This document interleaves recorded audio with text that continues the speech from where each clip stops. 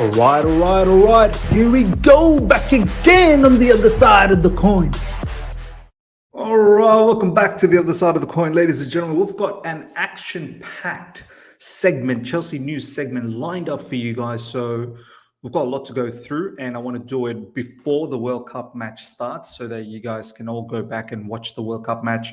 I believe it's Australia versus Tunisia. I'm definitely going to be watching, obviously, being an Australian citizen and living in Australia for so long, I do have a very, very close affiliation with the nation, and I want to see Australia win. I want to see Australia progress. So it's not going to be it's not going to be an easy match at all against Tunisia, but you best believe I'm definitely going to celebrate if Australia wins against Tunisia. But thank you for everyone joining already. Thank you so much for joining. Smash the like button, as a lot of you guys are saying. Smash that straight away. Without further ado, let's get straight into it because there is a lot to cover. Okay, first up, ladies and gentlemen, official. Trevoh Chalobah has signed a new contract that will keep him at Chelsea until at least June 2028, with the club option to extend to further year on top of that, 2029. So we're looking at 7 years. Do you know what I mean? Because we're in 2020. Oh, well, okay, let's just say 2022 is coming to an end. So 2023 up until 2028. So we're looking at about 5 years plus the extra year, 6 years. 6 years of Trevoh Chalobah. Do you know what? I'm happy with that. I know some of you guys might not be extremely excited about Chalobah and you're not completely convinced. I am, though. I really am. I'm convinced with him. I liked him last season. Even though he had some iffy moments here and there, I always liked him. I believed in his skill set, and I felt that as time goes on, he will develop. The more he plays, he will get better. And this is a proof that Chelsea believes in this particular player. Graham Potter believes in this particular player, because I'm pretty sure Todd Boehly would have liaised with Graham Potter to get to the bottom of this, which makes me think Trevoh Chalobah is not going anywhere anymore. He's going to be Chelsea through and through, and he 100% deserves it. In recent times, he's probably been the best defender, in my opinion. And yeah, I never wanted him to go. There was rumors about him going, and I found that very, very strange last summer transfer window. And now I think we can safely say he's probably going to be one of the cornerstone of Chelsea defense moving forward, because Chelsea, if you're not thinking that way, then you wouldn't be getting a 5-year contract extension with an option of further 1 year. So I like it. I know some of you guys have voiced your opinion previously that you don't think he's Chelsea level. I definitely think he is. Trevoh Chalobah, I'm over the moon to sign this contract. It's been an honor. Every time I put the shirt on, I want to give my all and do anything for the club. See, this is the thing. I know sometimes we get a bit annoyed about, these academy players and whatnot, but at the end of the day, these academy players, whether it's Chalobah, whether it's Mount, whether it's Reece James, whoever else, at least they understand the fabric of the club. It's very important to understand that. I kid you not. I know sometimes we laugh about it, but it is an important factor. When a player understands the club from a deep core, they do care about the club a lot more than someone who probably doesn't care about the club so much. Now, I'm not saying this is the end all or the be all, but it does matter to a certain degree. That's for sure. Mohammed, wa alaikum assalam, my brother. Sorry, have no time to join your previous live. Please like this live, guys. Much appreciated, my man. So yeah, further goes on to say, what a turnaround. This is Simon Phillips saying, what a turnaround for Chalobah. It was only September that he looked destined to leave in Jan.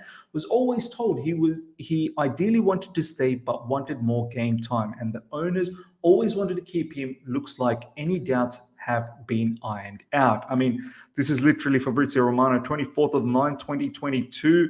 Trevoh Chalobah could leave Chelsea in January. He's still hoping to play more, and that's why Chalobah could leave if nothing changes.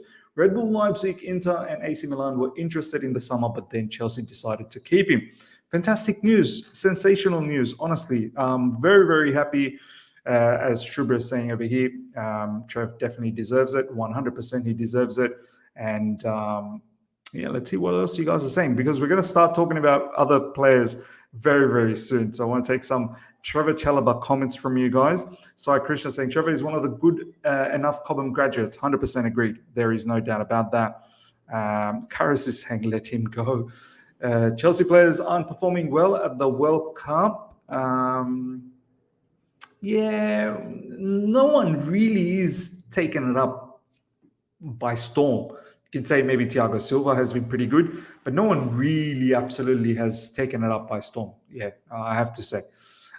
Okay, so that's a little bit about Trevoh Chalobah. Let's now look at, let's just take Shubra's last comment here. So Todd knew he will sack TT and then kept Trev.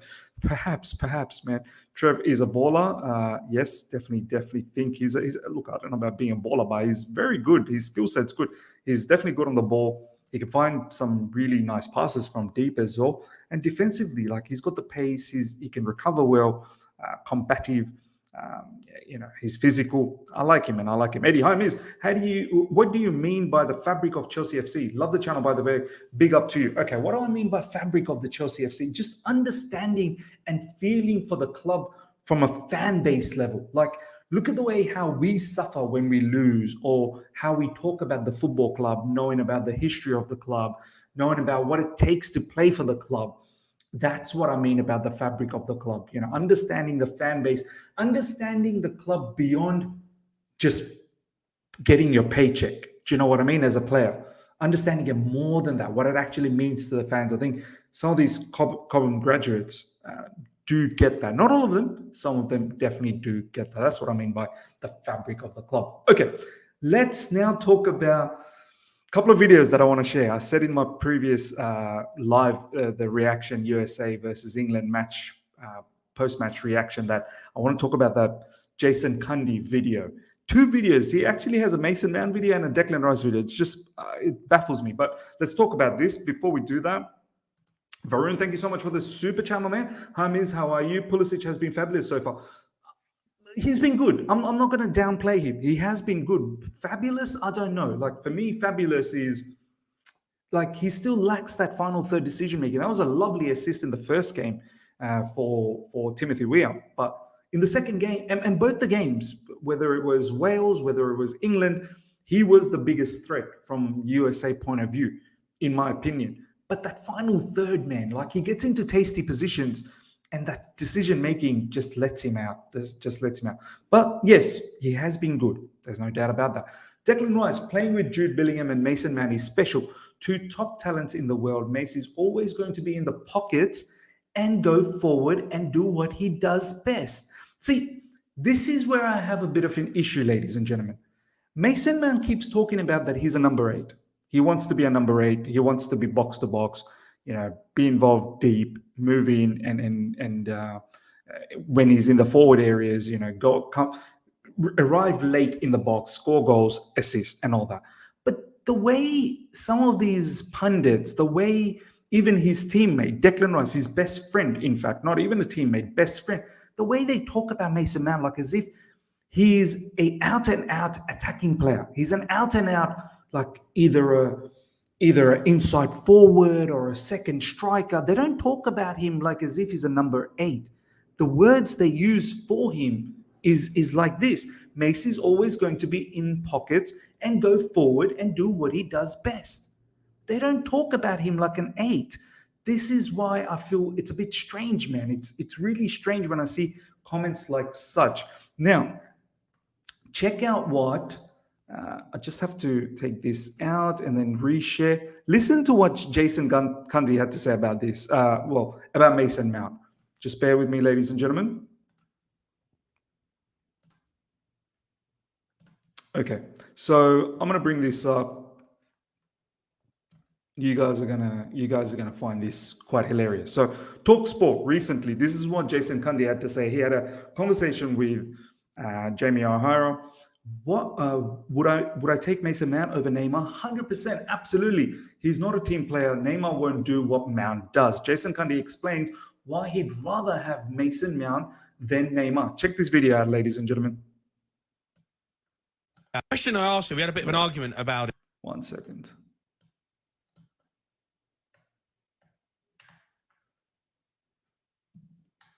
Okay.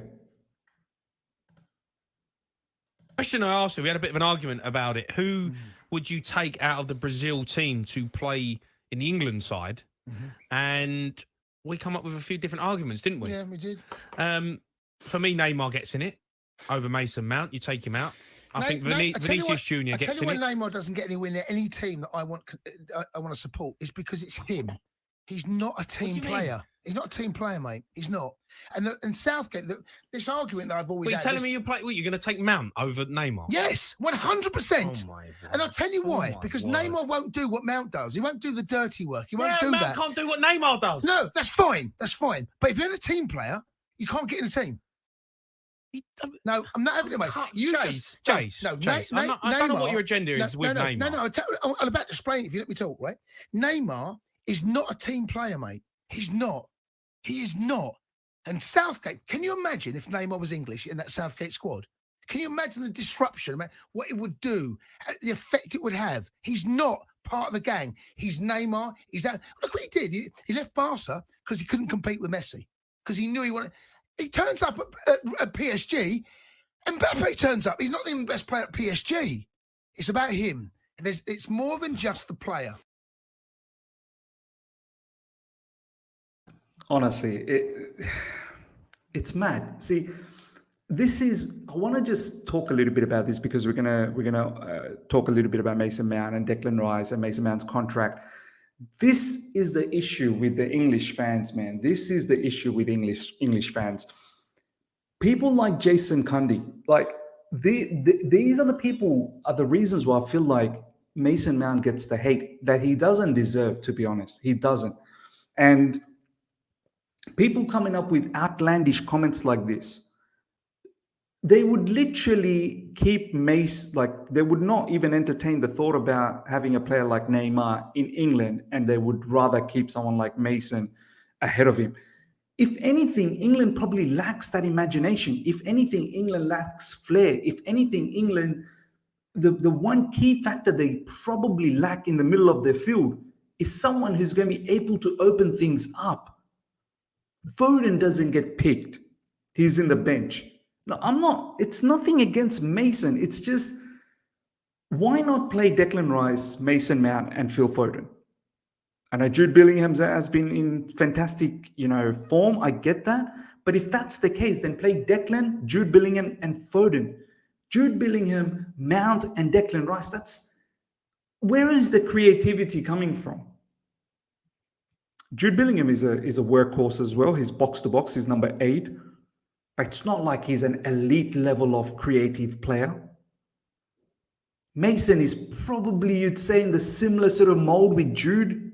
That's what everyone tends to say. Mason is a number 8, whereas Declan Rice over here commenting that, Mase is always going to be in the pockets and go forward and do what he does best. I don't know. There seems to be a bit of an identity crisis as to what these players are capable of doing. And then people like Jason Cundy actually backing their argument as to why they would want to have someone like Mount instead of Neymar.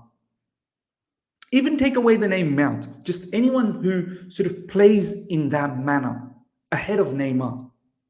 It's just mad, the disrespect. Apparently Neymar doesn't play for the team. Apparently Neymar would cause the team harmony in England, a lot of disruption. Are you kidding me? Are you kidding me? Look at the way Brazil and all of their players talk about Neymar.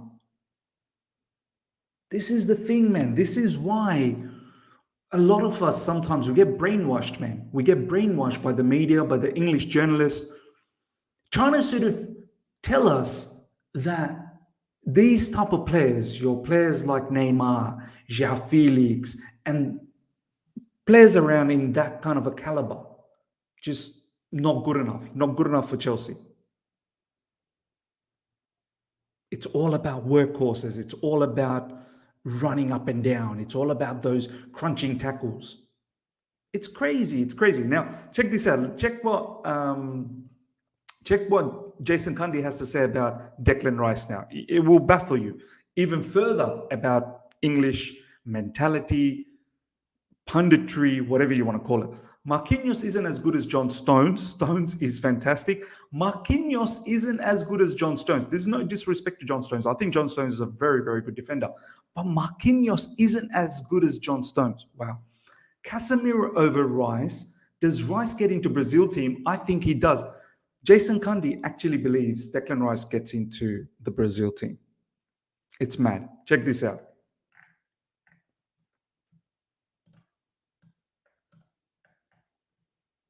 Anyone else? Go over 2 centre halves. Oh, over Stones. Yeah, Marquinhos and Silva. No. I'm having those two. No. No, not having that. Marquinhos ain't good as John Stones. John Stones is fantastic. I think there's a debate to be had there. He's fantastic. Vinicius Junior over Sterling. Right. Last season, last year, I think there's an argument for that. Definitely. Casemiro over Declan Rice. Jeez, mate. That's. I'm not saying that. No, that's a tight call. That's a tight call. I think Declan Rice is one of the most sought after midfielders. Casemiro's won 4 Champions Leagues. I don't doubt that, but Declan Rice plays for West Ham. So? Are you saying you put Declan Rice in the team that Casemiro played in? Are you saying it weakens them? Come on. Does Declan Rice get in Brazil's team? I think he does, mate.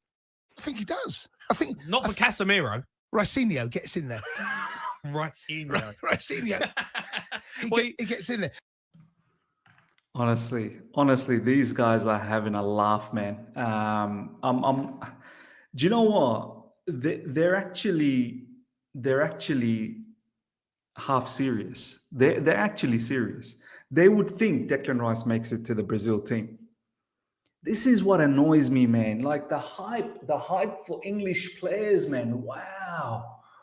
It's like they haven't seen other types of football. It's like they haven't seen anything beyond the realm of Premier League. Do you know what I mean? Like, Declan Rice gets nowhere near that Brazil team. I'm sorry, man.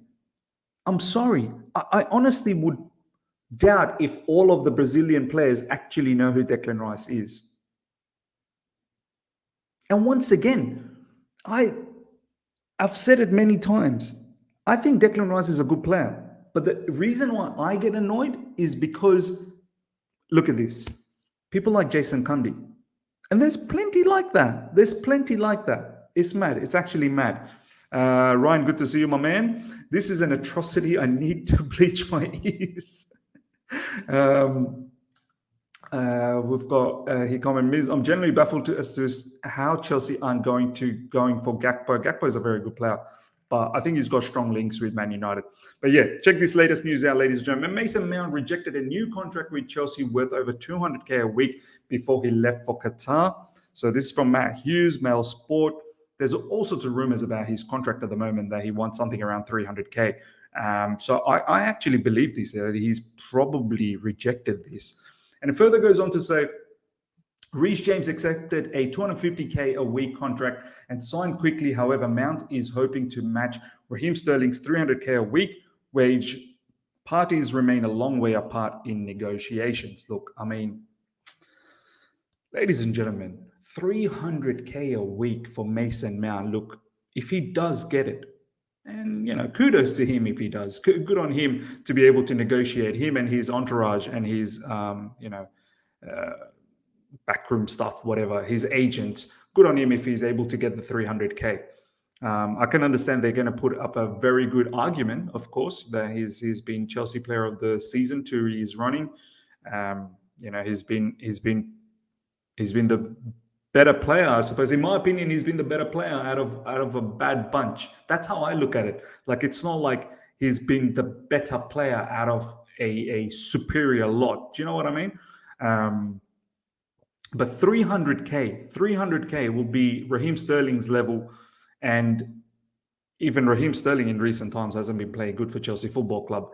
And it makes me think that level of money, my man, every week, you would have to hope 90% of the season Mason Mount plays well.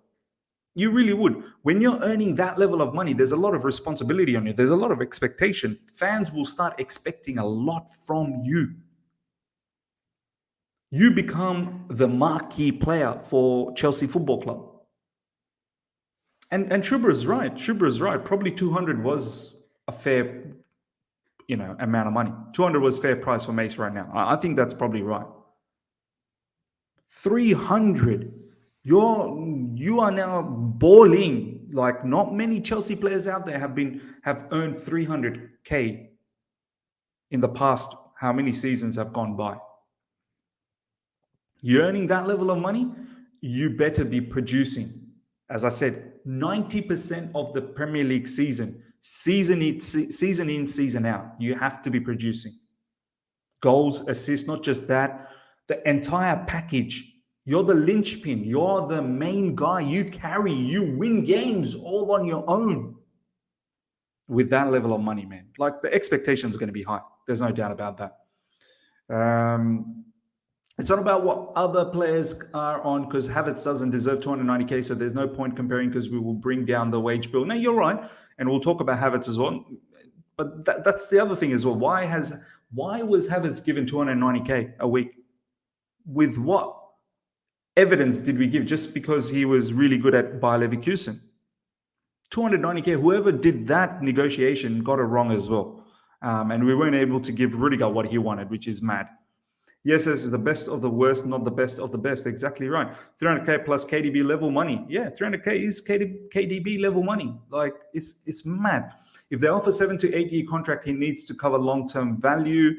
Mount shown his true colors. In this case, he can leave the club. I'm sorry. Let's see who's going to slide him 300 bags a week. It's mad. It's mad. Actually mad. All right, ladies and gentlemen, let's move on to the next news. This guy is another interesting guy. This guy is another guy that it baffles me. And just check out what he says. The position, Kai Havertz, ladies and gentlemen, the position issue is really getting on my nerves now, because everyone talks about his position and it's getting on his nerves. Everyone knows that I can play on the right, on the left, as a number 9 and as a number 10. Of course, the positions are different, but I can play anything up front. My man, I think what you're failing to understand is you think you can play all of these roles, but you don't play any of these roles at a superior level. You play all of these roles at a very average level for a very consistent amount of time. The only role that I would say you probably play a little bit above average is probably just behind the striker, whether it be number 10, second striker, whatever the case is. As a player on the right, as a player on the left, as a player as a number 9, you're below average. You're below average. Honestly. And I think this is the issue with Kai Havertz. He doesn't even realize himself. Look at what he's saying. The position issue is really getting on my nerves now. The audacity of Havertz. He's actually feeling frustrated why the fan base or the media or the pundits keep talking about the position. He actually believes he can play everywhere. He can play anywhere and everywhere. One of the first things in life is to realize and be truthful and have a self-assessment about yourself. Be truthful about yourself. Be truth, like you're speaking the truth. Knowing where your weaknesses are, knowing where your strengths are, you need to know yourself. Valan, thank you so much for the super chat. Ms. Chill, he never said he played them well. Yeah, true. True, he never said he played them well. Big up to Kai's nerves, man. No, like, I mean, this guy, he's actually saying that, and this is the issue. Someone needs to sit down. Look, this is the issue with young players, man. Young players, they think they are capable of doing anything. They think they're capable, and they think they have the world on their palm. Do you know what I mean? And clearly, this guy, he needs someone to sit down and just explain to him that, look, you're not really good on the right, and you're definitely not good on the left, and you're definitely not a number 9. If anything, focus being a number 10. Play as a second striker, play just behind the main guy. Try to be a little bit more creative. Try and ping those goals outside of the box, those shots that we've seen recently. That's the best position. I feel like that's for him. Do you know what I mean? We've got here an Arsenal fan. I'm an Arsenal fan. He's clearly a 10. Even Arsenal fans can see he's clearly a 10, and Kai Havertz can't see that. But yeah, it's mad. It's mad. Phenomenal Finn saying Havertz was meant to be a CB. That's mad, man. That's mad. Ray Allen. Actually, from what I see between Havertz, Mase, and Mount Pulisic for the past 3 years, Pulisic is clear of both of them, which don't say much. Do you know what? Yeah, you're somewhat probably right. Pulisic at least shows some sort of attacking kick, I suppose, an attacking flavor. Mount can do the job as well. It's just he's so inconsistent, so inconsistent. And Havertz, the less we speak about, is better. And it's a disappointment, man. Havertz, I had high hopes about Havertz, man, but the fact that he's so inconsistent is quite mad. Look at this, ladies and gentlemen. Ben Chilwell running again. This is great news, Ben Chilwell. I'm happy, man. I'm really, really happy. I hope this guy is up and running by the time World Cup is finished and the Premier League season kicks things off again. I really do want to start seeing him, if we do continue with the back three and wing backs, I really would like to see Ben Chilwell, but it really depends how he's going to come back from this injury. Just before he got injured, that match he was playing, I forget which match it was now, he was actually starting to look good. He was actually starting to play the way he played last season, just before he got injured in that Juventus game. I think there is some value in Chilwell, but now I'm worried. Now I'm really worried about his injury proneness, like massive injury in his knee. And then obviously this season already with a hamstring tear. How he comes back, we'll see. But Cucurella definitely needs some backup, man. Cucurella cannot play every single game. And I need more from Cucurella as well, if I'm being absolutely honest. But Chilwell, it's going to be very important to see how he does after the World Cup. Can he come back to the Chelsea team immediately? Can he find the form? We need him to bang in goals, man, the way he was doing it last season before he got injured. We need that Ben Chilwell back, be able to produce assists from the left side, be able to score goals, get into the box, ping shots. We need help. We need help badly. Do you know what I mean? So this one, I'm definitely looking forward to, and it's a good news about Chilwell. Now, The Athletic has been told by by more than one source connected to the club that Chelsea have started searching for a new number one goalkeeper. This is for real, ladies and gentlemen. I thought maybe we were a little bit joking about it and we're not completely, sure. But looks like Chelsea. I mean, Simon Johnson, The Athletic, they're consistently reporting this now. Looks like we don't believe in Kepa, we don't believe in Mendy, and we're looking for a number one. I hope we get the right number one, man, and don't make another mistake. I feel worried that it's probably going to be Jordan Pickford. I really do. And I don't think he's Chelsea level. I know some of you guys are like, oh, here we go, Ms. slandering and hating on Jordan Pickford. Look, Jordan Pickford for me is Everton level, man. He's Everton level. Let him. I don't understand why all of a sudden some Chelsea fans are convincing themselves that Jordan Pickford is Chelsea level. I need a much better goalkeeper, man. I need a goalkeeper. Jordan Pickford gives me weird vibes at times, man. It gives me the panic stations situation, honestly. Yes, he's a good shot stopper. Yes, he can distribute well as well. But yes, he's erratic. He's got a mistake in him.